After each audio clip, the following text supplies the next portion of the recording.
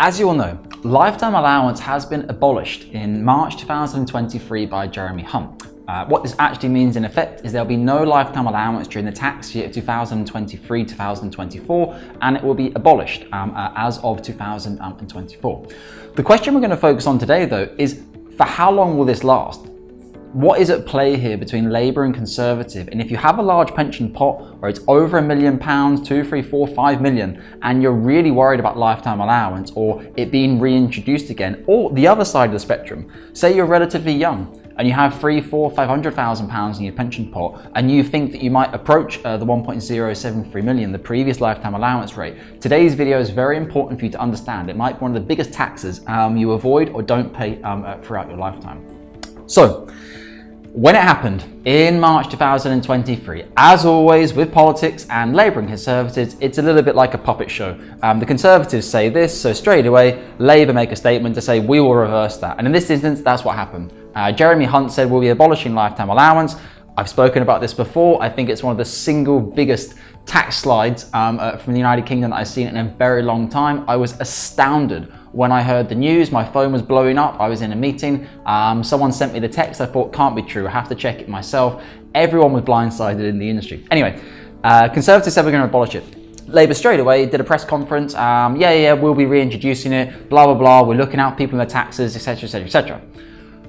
Fast forward to October 2023.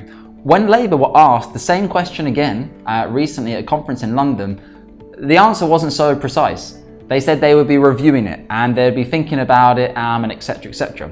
The reason this is important at the current time of recording is obviously at the moment Labour have a majority in the polls, and a lot of people expect them to obviously beat the Conservatives in the next general election. So what this means for you, say you have, well, if it's right now, if you're towards a lifetime allowance amount, 1 million, or you have over that amount, you're suddenly potentially going to be a unique situation that the amount over 1.073 million is not going to be taxable. Whether you say, for example, complete a transfer out to a QROPS. A transfer out to a QROPS is triggering your benefit crystallization event 8, which means you are tested at your lifetime allowance at that point in time. So a QROPS is potentially a very advantageous opportunity for people at the moment who have large pension pots, because you would be removing yourself from a UK pension pot for life, and QROPS don't have lifetime allowance anyway. But the risk is, inside UK pension pots, Labour may well reintroduce lifetime allowance. As I said, at the beginning they were very, very straight and stern, big headlines. Now they're kind of thinking about it. But you know, we know how politics works, and it would potentially be a vote winner from a media perspective for Labour, even if a lot of very wealthy people in the UK wouldn't be happy about it. So what this means is, if you're sitting on a pension pot at the moment and you're thinking, oh, fantastic, lifetime allowance has been abolished, that's brilliant for me. I've got 2 million in my SIP, fantastic. I'm gonna have way more money in my retirement. I wouldn't think so fast. You need to slow down and do proper financial planning. Now, I just mentioned QROPS a minute ago. Some of you are thinking, oh God, I heard of QROPS. It's this horrible offshore thing where everyone loses money and it's a massive scam. No, a QROPS is the same as a SIP. It's a regulated platform. It's a structure. You can't do anything. A QROPS can't invest your money.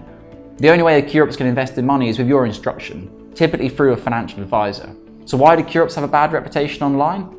Because they're sold by offshore financial advisors who, generally speaking, don't have an FCA license. So when you're working outside of the UK, the legislation is far more slack, okay? And if you've done your reading and homework on QROPS, you've probably already got to the point that you actually have already understood that. The QROPS are a very good solution and tool, but just to confirm for everyone else, a QROPS is not good or bad. A SIP is not good or bad. It's the investments you put inside that which affect your performance over the course of time, how it grows and what your charges are, etc. Just to caveat that, a QROPS does cost around £1,000 per annum in comparison to a SIP, an international SIP, for example, which can be £200 or particularly even free in the UK. At the moment, UK SIPs are really not possible for non-UK residents anymore. We'll be covering another video on this. AJ Bell actually just updated their terms and conditions, which seemed to be a bit of a loophole before. But anyway, if you have a pension pot as a UK resident or as an international resident, utilising a QROPS during this limited period of time when lifetime allowance is obviously going to be abolished could be extremely prudent financial planning for you in 10 years' time. Because say in 2 years' time or 1 year's time, Labour reintroduced lifetime allowance. Now, to get a little bit more complicated, if they did reintroduce lifetime allowance, would they have to leave a period of time where you could apply to the government and say, yeah, but I started financial planning based on you said it was? Who knows? But I personally wouldn't leave that to risk. If I had a couple of £1 million in a UK pension pot right now and I was a UK resident or as an international resident, based on my own personal situations, I would utilise a QROPS because I'm protecting myself from any possibility of Labour or any future government ever reintroducing lifetime allowance. And in the QROPS, as I said, lifetime allowance never existed, but the point is you'll move from the SIP or your defined benefit scheme, your defined contribution scheme, whatever it is, into the QROPS without a lifetime allowance test, okay? Which means you'll be in the QROPS and you can never get bitten by lifetime allowance ever again. If you're inside a SIP, you might also be thinking, okay, I'm never going to be taxed on my SIP in the UK for lifetime allowance when I do my withdrawals later in life, but you need to be careful on that. And maybe you need to do some financial planning to make sure that even if lifetime allowance were introduced at a later point in time, the withdrawal strategy you had in place now with your financial advisor will protect you or limit the downside of you potentially being taxed again for lifetime allowance. If you have any questions, you can book in to have a conversation with myself or one of our senior financial advisors for a free discovery meeting to understand a bit more about your situation. When you send your inquiry through, please try to attach a latest valuation statement or something relevant to make your first call with your financial advisor as valuable as possible. And as always, I look forward to your comments below about QROPS, SIPs, lifetime allowance, any questions you have. If you want to write below in the comment section the title for my next video, let me know and I'll be happy to personally complete. And as always, take care with your UK pension assets.